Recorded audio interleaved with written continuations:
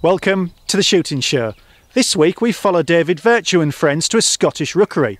Using airguns and shotguns, the boys are intent on reducing the numbers of this flock-living crow. Plus we visit Longthorne Gunmakers, an English gunmaker with a difference.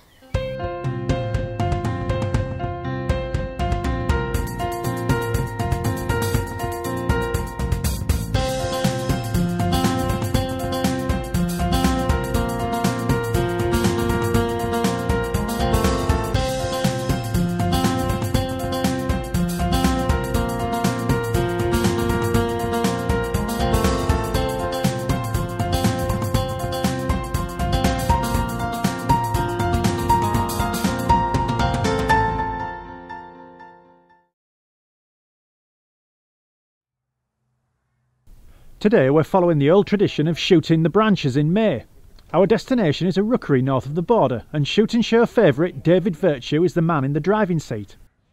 It's a traditional time of year again for shooting the crows, branchers. Just really a lot of the farms we shoot on that get damaged with the crows, on crops and on young lambs, also birds' eggs and things getting taken, so we've just always traditionally try to keep on top of the crows, just controlling them, keeping them back to a certain level.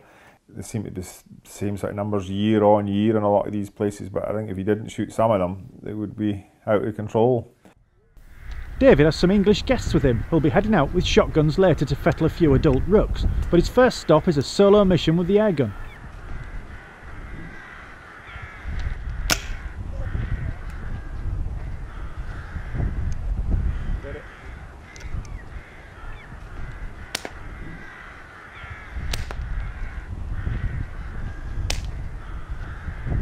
The rooks have bred well this year, and David soon gets more than he bargained for at the branches.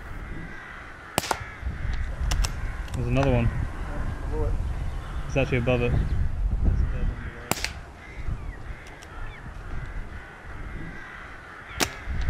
This area isn't suitable for the shotguns as there are barns and cattle nearby, but as David soon proves, the air rifle is more than up to the task for the young rooks. That's quite a few in the bag already, but despite David's efforts, the rook population appears almost untouched. With their inclination to consume cattle feed and possibly spread disease, not to mention stealing game bird eggs, it's clear why some control is necessary. Another opportunity presents itself with two branches close together. The first shot's a miss, and one bird makes a break for it. But David quickly reloads a pellet and drops the remaining crow with a precise shot.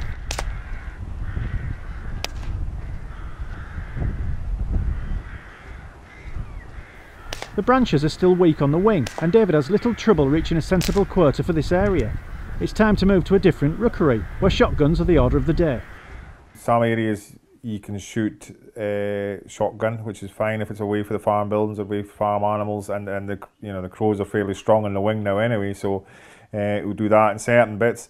Other areas it's probably air gun only, or 2-2 because you're near to farm buildings or whatever, so you want something that's quiet and fairly accurate for sort of close range shooting if they're just on the branches. So yeah, we'll just weigh up each situation and take it as that. Here David's joined by three guests from a shooting syndicate south of the border. With guns and Ely ammo at the ready, it's time for a group effort to control the numerous corvids.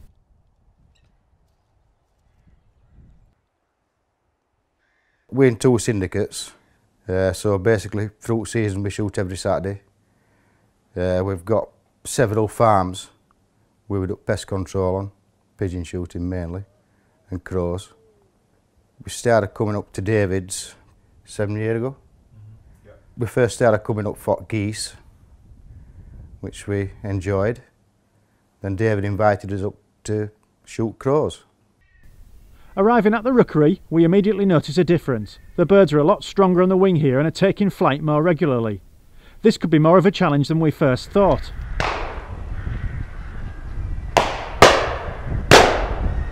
But there's some early luck as David proves he's not rusty with a shotgun by bagging a rook with his first shot.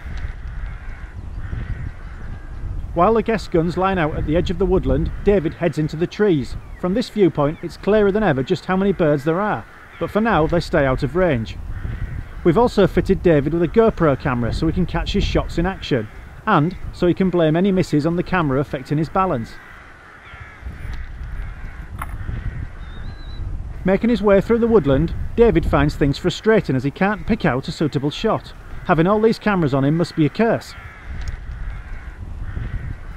Luckily, the guns outside the woods are having a better time of it.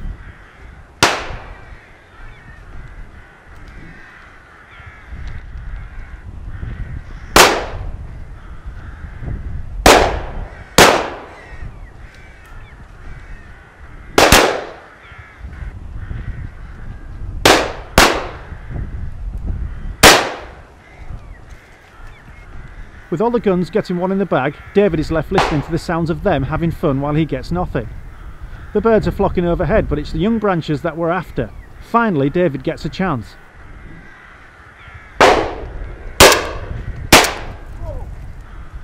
A rook taking to the wing overhead sees David's semi-auto put to good use and he drops it. There's just time for a quick reload before more come our way.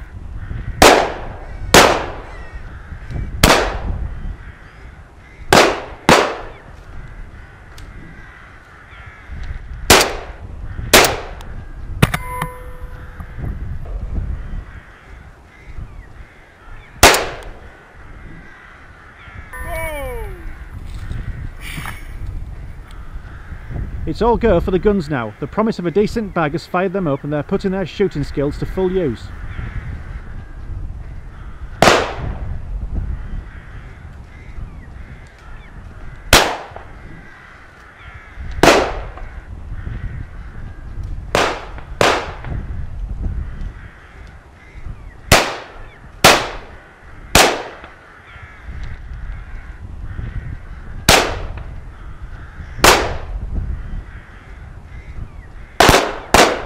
As the guns all get some good sport, we ponder the crucial question. Why would English guns come all the way to Scotland just to shoot a few crows? You used to get estates and whatever, do your traditional rook shooting days in May, and a lot of that's died out. There's none of that around us. And there's nobody sort of shoots them like they used to do traditionally. So it was a bit of a new experience when we first came, bit of something different.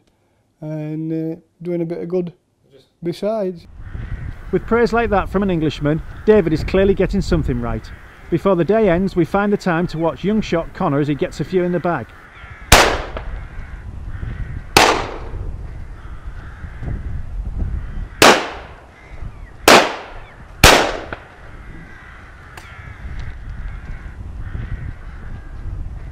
That's a successful day's COVID control, and enough rooks left unscared to ensure a healthy population.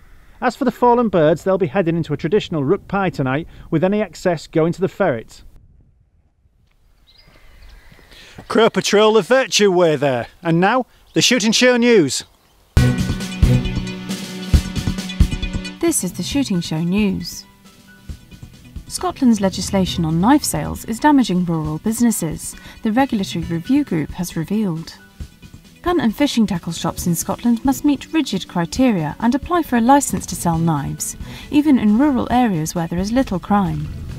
The independent watchdog has criticised the policy for being inconsistent and failing to improve public safety. Basque Scotland's Colin Shedden said the legislation fails to meet the principles of good regulation on all counts. Natural England said it has not issued any lethal buzzard control licences, but it has licensed a gamekeeper to remove 4 buzzard nests. The organisation said it had given advice on non-lethal methods of deterring the buzzards, which included scaring, diversionary feeding and habitat improvement, but the birds continued to prey on the small-scale gamekeeper's birds. Because of this, the keeper's application to carry out lethal control and nest destruction was partially granted, enabling him to remove local nests. For more, don't miss modern gamekeeping. The debate over licensing delays continues as Nottinghamshire Police became the latest force to identify long waiting times. It apologised to shooters for the delays in grants and renewals, which it said were due to staffing problems and more rigorous assessments of applications. The force also said it aims to be processing applications within 12 weeks by the end of 2013.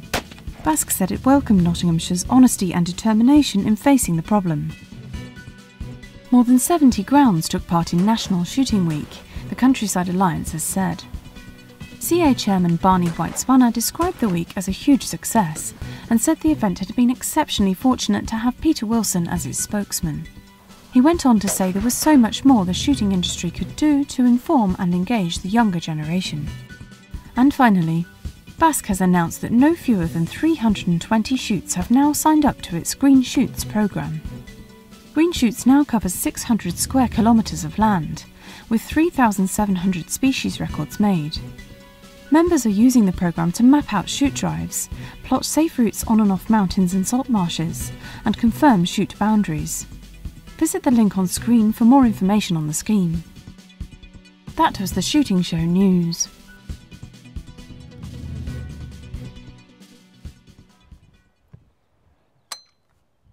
An English-made clay gun with a groundbreaking design for less than 13 grand. They said it couldn't be done, but it has, and I'm at Longthorne Gunmakers in Lancashire to find out how. Longthorne's Hesketh has been available as a game gun for some time, and they now make it as a sporter too. The English gun market has long been the preserver of a few prestigious names, and this model might just be making those companies very angry. It doesn't cost 30 grand, it handles and shoots fantastically well, and to make things worse, it's not even made by a real gunsmith. James Stewart is an engineer at heart and the man behind the Hesketh. People said we couldn't make a clay gun for under £13,000, and we decided that you could. We set out with a price in mind, and then we built the gun around that price. So all of our manufacturing techniques designed around making a gun for the cost that we wanted it to be. Longthorne hit its price point using that unique creativity that engineers possess, combining custom artisanship with modern technology. 3D design software and CNC machining means an unshapen block of wood can go to rough cut stock in just an hour or two, after which it's hand finished. The action is hand finished too, after being machined from a block of hard steel. But where the engineer's approach really shines through is the barrels. Rather than use the established monoblock or chopper lump processes of barrel manufacture, Longthorne makes them by drilling out a single piece of steel. It starts off weighing 27 kilos and finishes at just 1.3. It's a gun-making marvel. I decided the barrel should be made out of one piece of steel instead of 2, 3 or 7 pieces joined together. It was only later, after I'd done some trials and finally perfected the manufacturing process, that I found out that Sir Joseph Whitworth did it in 1857. And so my unique idea wasn't so unique after all. But the reason we did it was it allows us to gain greater accuracy and control over the way the barrels point and the way they point, and making them a much more accurate product when they're finished. On the testing range, those barrels' light weight made a world of difference to the gun's handling. The 30-inch Sporter was pointable but amazingly lively, feeling like a shorter-barreled gun.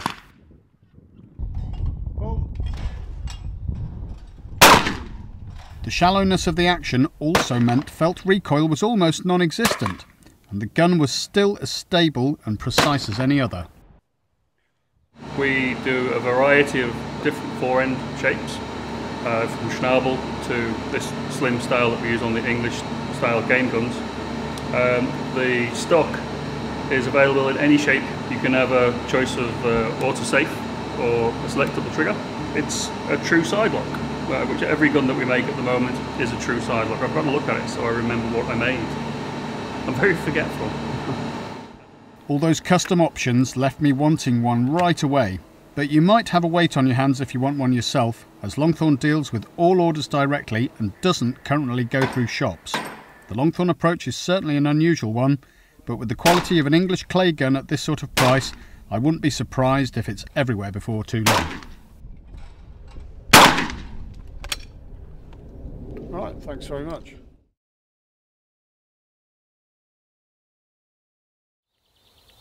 Well, that's it for this week. Thanks for watching.